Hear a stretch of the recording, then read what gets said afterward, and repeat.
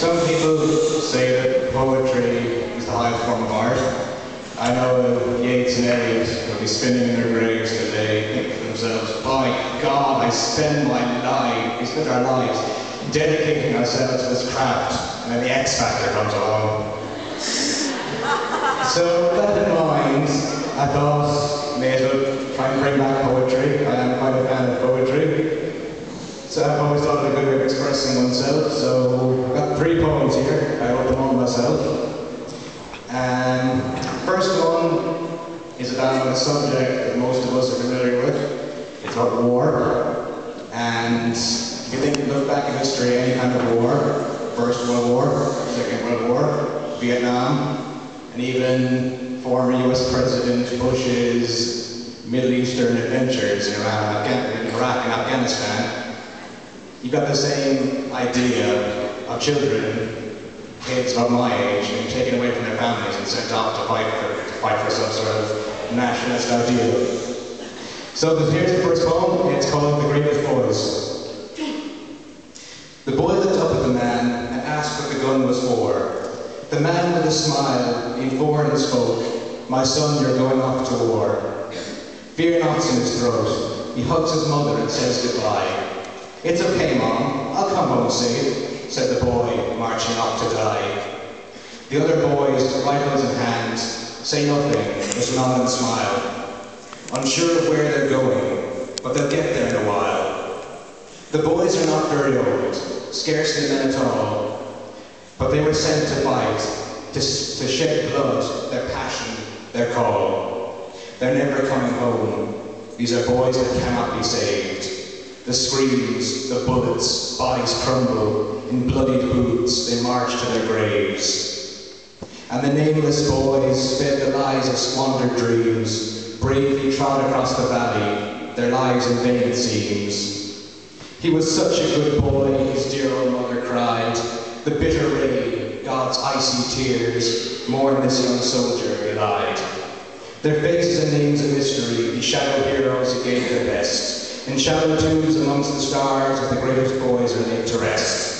And the hired men know nothing of fear, or the mourning of families and kind. They're brave little boys, names left to the wind. A soldier long gone, a son left behind.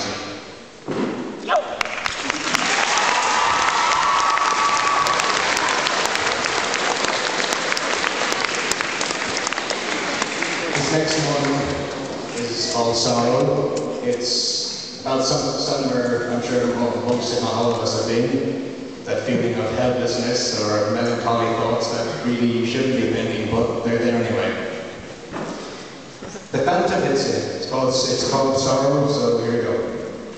The phantom stranger hangs his head in shame, fingers pressed against his eyelids he sighs.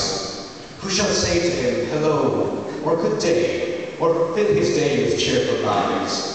Oh Lord, these melancholy thoughts hang deep over the phantom stranger like a cloud.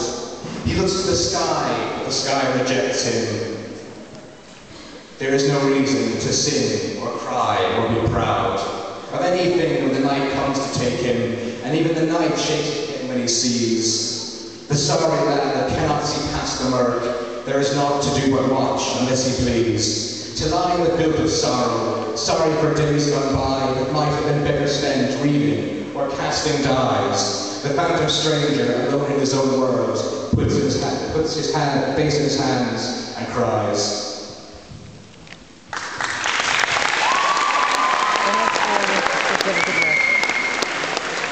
And finally, along a jarring example of rude whiplash, I'm going to go from tragedy and melancholy to just a funny little poem I wrote.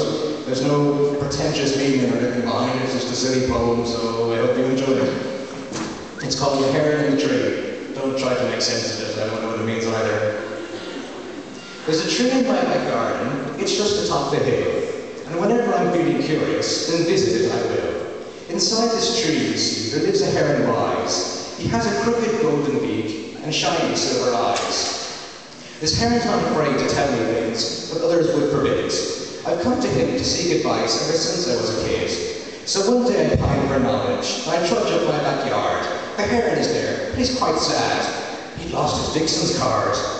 Oh my, said I, how terrifyingly foul. Indeed, said he, was taken by the owl. The owl? I asked, amazed. But he's such a lovely chap. Oh, don't buy that, you fool, he's completely full of crap. The bastard stole my card, and the price for it you pay. 10,000 euros cash. Now what have you to say? Long and hard I pondered this. I thought of Mr. Owl. Perhaps it was in fact Mr. Duck, the greedy water fowl. If to pay me back he fails, the bitter herald says, then by all that's good and fair, you will pay me back instead. At this comment I was shocked, and quite rightly too. What would you have said if a bird said that to you? Right, you prick, I snapped, and grabbed him by the neck. I'll just have to cook your goose of side of the wreck.